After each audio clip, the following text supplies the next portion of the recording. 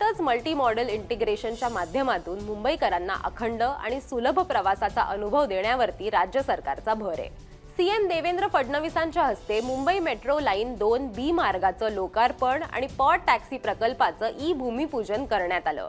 Harbour लाईनवरून प्रथमच मेट्रोला थेट connectivity यामुळे मिळाली आहे। मेट्रो 2Bचं लोकार्पण आणि देशातील पहिल्या पॉड टॅक्सी प्रकल्पाची मुहूर्तमेढ ऐतिहासिक पाऊल असल्याचं उपमुख्यमंत्री एकनाथ शिंदेंनी म्हटलंय। या सर्व प्रकल्पांमुळे मुंबईतली वाहतूक कोंडी दूर होईल, मुंबईचा प्रवास अधिक वेगवान होईल, मुंबईतलं प्रदूषण कमी होईल, वेळेची बचत होईल, इंधनाची बचत होईल। देशातला पहिला पॉड टॅक्सी प्रकल्पाची मुहूर्तमेढ आज इथं देवेंद्रजी तुम्ही रोवलेली आहे आणि त्यामुळे हे आजचा दिवस क्रांतिकारी आहे। 70 किलोमीटरचं जवळपास आपलं नेटवर्क मुंबईत होत आहे आणि आता वरून पण जाणार आपण पॉड टॅक्सीमध्ये।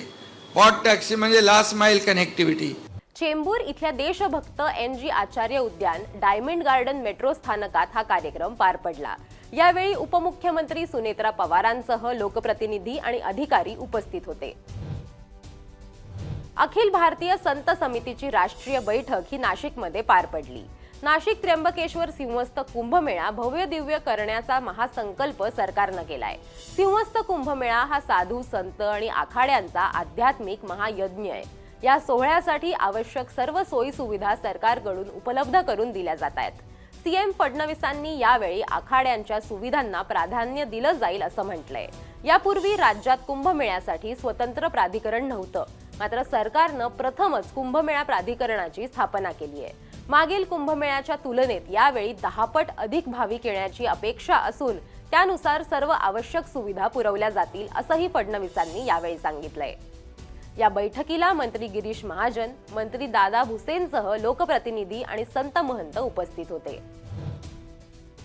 महाराष्ट्राच्या ग्रामीण भागाचा चेहरा मोहरा बदलण्यासाठी आणि ग्रामीण जनतेला दर्जेदार आरोग्य सुविधा देण्यासाठी राज्य सरकारनं माझं गाव आरोग्य संपन्न गाव हे राज्यव्यापी अभियान सुरू केलंय।